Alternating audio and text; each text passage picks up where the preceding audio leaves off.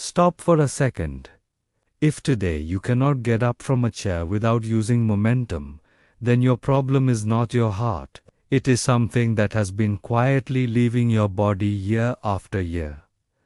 And no, walking will not save you from it. For decades, Americans over 60 have been taught one very safe idea. Just walk regularly and you will be fine. It sounds reasonable. It sounds like advice from someone who cares. But here is the uncomfortable truth. Millions of people walk every single day and still slowly lose their ability to live independently. They do not collapse from heart attacks. They do not disappear because of a deadly disease. They lose their independence, little by little. First, they need a handrail to climb the stairs. Then they need a higher chair just to stand up. And one day, they stop going out, not because they are lazy, but because their body is no longer reliable.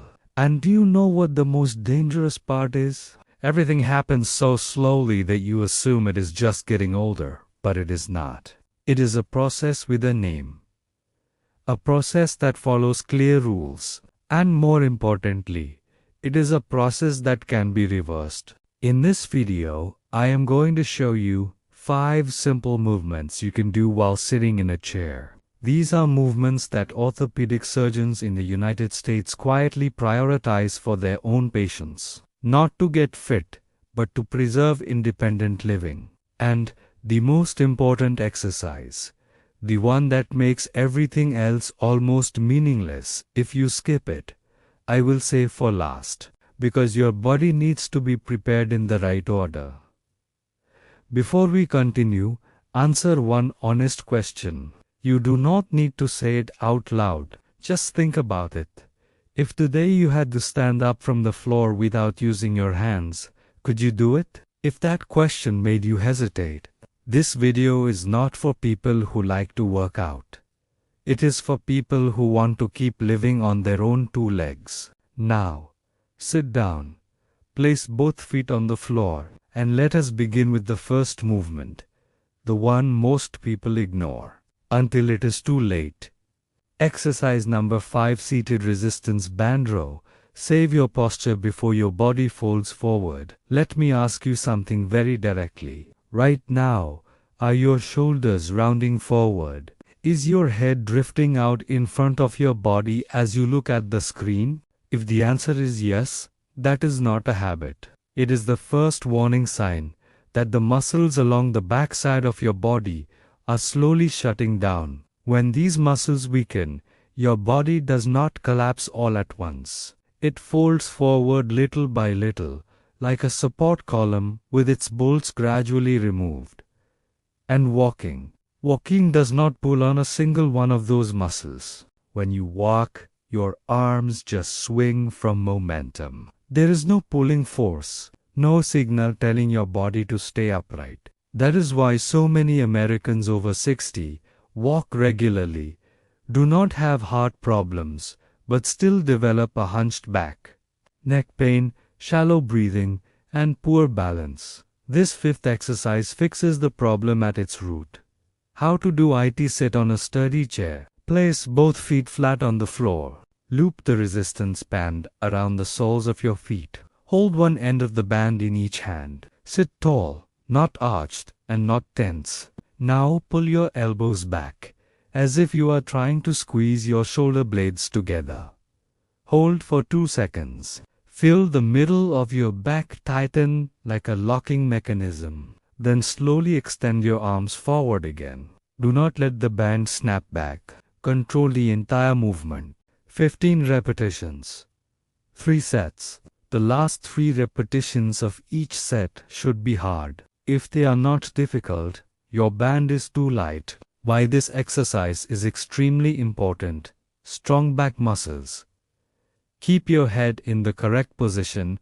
Open up your rib cage. Allowing deeper breathing, pull your center of gravity back to the middle, which means fewer falls. Orthopedic surgeons refer to this as the anchor of the spine.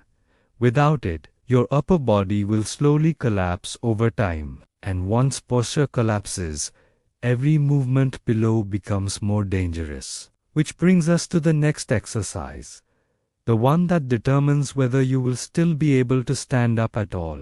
Exercise number 4. Seated knee extension.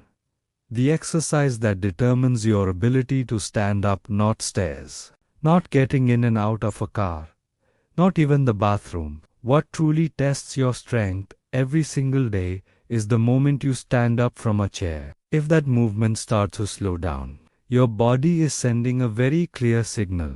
Your front thigh muscles are weakening faster than you realize. This is the muscle group that loses strength the fastest after age 60, and walking, once again, does not activate it strongly enough. When you walk on flat ground, the thigh muscles mostly act as support. They do not lift. They do not work against resistance. There is no reason for them to hold on to strength. This fourth exercise forces your body to face gravity. How to do it? Sit upright on a chair. Lightly hold the sides of the chair with your hands for stability. Extend one leg straight out in front of you. Point your toes upward. Hold at the highest position for 3 seconds. During those 3 seconds, tighten your thigh as if you are trying to make the muscle visibly contract. Then slowly lower the leg over 4 seconds. Switch sides. 12 repetitions per leg. 3 sets. No momentum. No swinging the leg. Every movement must be intentional. The key detail most people miss: the lowering phase is where the muscle is built most effectively. If you only lift the leg and then drop it quickly, you miss more than half the benefit. When this exercise becomes easy, add ankle weights or hold the leg at the top for a longer time. Strong thigh muscles reduce stress on the knees, protect the joints from degeneration, and most importantly, allow you to stand up without using your hands. Orthopedic surgeons in the United States almost always have patients over 60 practice this exercise even before surgery is ever considered, because one thing they understand very clearly is this: anyone who can stand up using their own legs recovers better. And the next exercise addresses a problem that many older adults experience, but rarely know how to name. Exercise number 3, seated knee lift. The quiet exercise that prevents falls. Most people think falling is a balance problem. That is not true. Falls usually begin with something much simpler. You are no longer lifting your foot high enough when you walk, not because you are lazy, not because you are careless, but because the muscles that lift your thigh have weakened without you realizing it. When that happens, your walking pattern changes. Your steps become lower. The front of your shoe starts to scrape the ground, and all it takes is a low step, a thin rug, a door threshold you have stepped over thousands of times. The fall happens in less than a second. This third exercise targets that root cause directly. How to do it? Sit near the front edge of the chair. Do not lean back. Keep your spine upright. Lightly engage your abdominal muscles to stay stable. Now lift your right knee up toward your chest. It does not need to be as high as possible, just higher than normal. Hold at the top for 2 seconds. Feel the tension at the front of your hip. Then lower the leg very slowly. Switch sides. That is 1 repetition. Perform 20 repetitions, alternating legs. 3 sets. Rest 1 minute between sets. Important rule: do not use momentum. If you rock your body to lift the leg, you are cheating. Your muscles must generate the force on their own. Imagine you are teaching your brain something it has forgotten. I can still lift my leg safely. When this exercise becomes easy, hold the leg at the top for 5 seconds, or add light ankle weights. This exercise does more than build strength. It reprograms your walking pattern. And when your gait changes, your risk of falling drops in a way You may not feel immediately, but you will clearly notice after a few weeks. Now remember what I said at the beginning. One fall can change an entire life. The next exercise does not involve the legs, but if you skip it, everything below becomes unstable. Exercise number 2, seated heel raise. Keep your legs light and your body ready to move. Pay attention at the end of the day.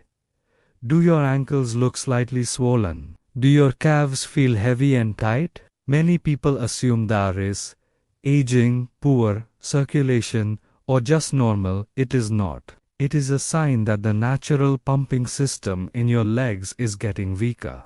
That pump is not your heart. It is your calf muscles.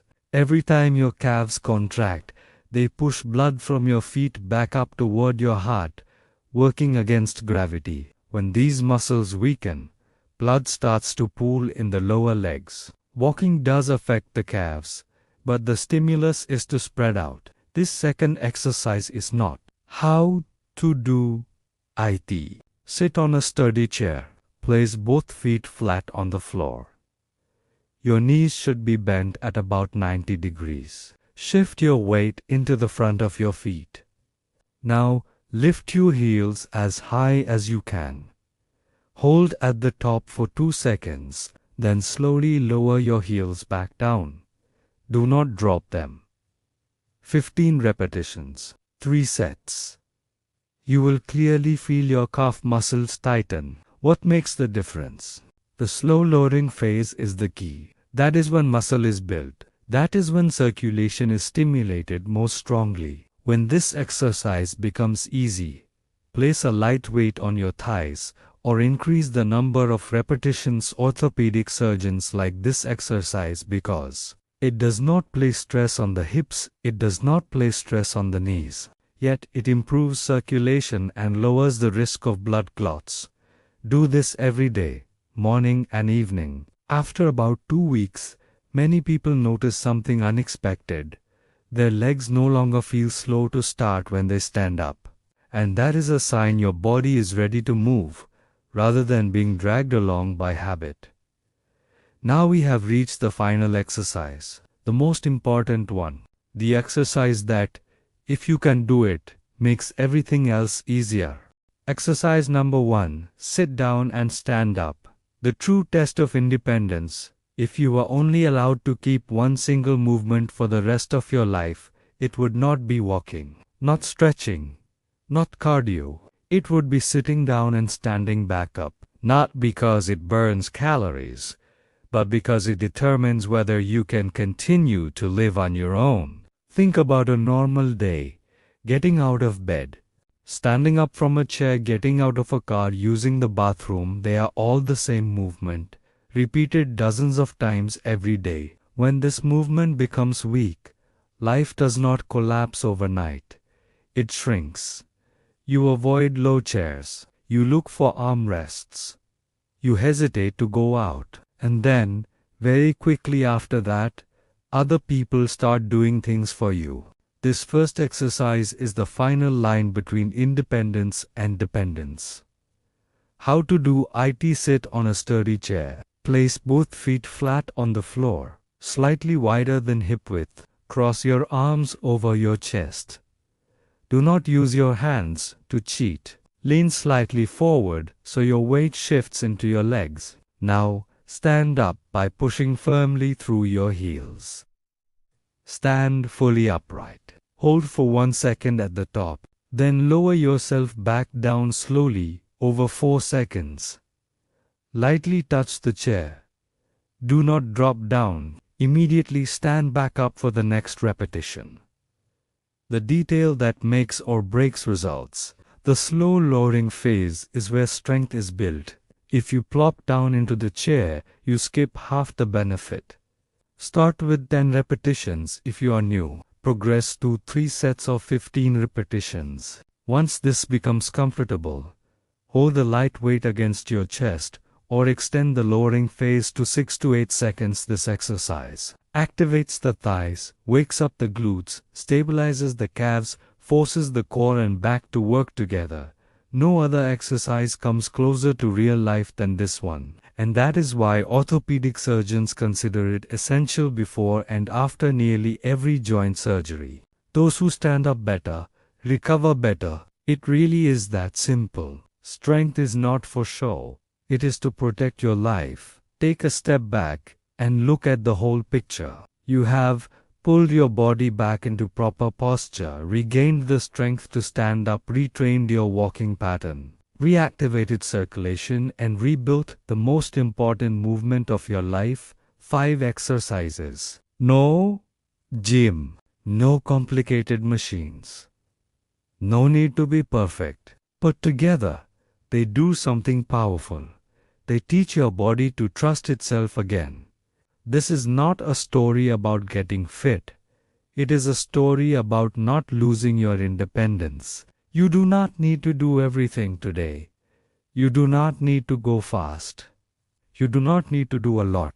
You just need to do them in the right order. Start with exercise number 5. Move slowly.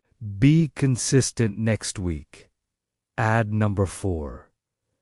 Then number 3. Then number 2. And when you can stand up from a chair without thinking about it, you will know your body is ready for exercise number 1. Before you go, I want to ask you one question and answer it honestly. Which of these 5 exercises makes you want to try it today? And were you ever told that just walking is enough? Share your answer in the comments.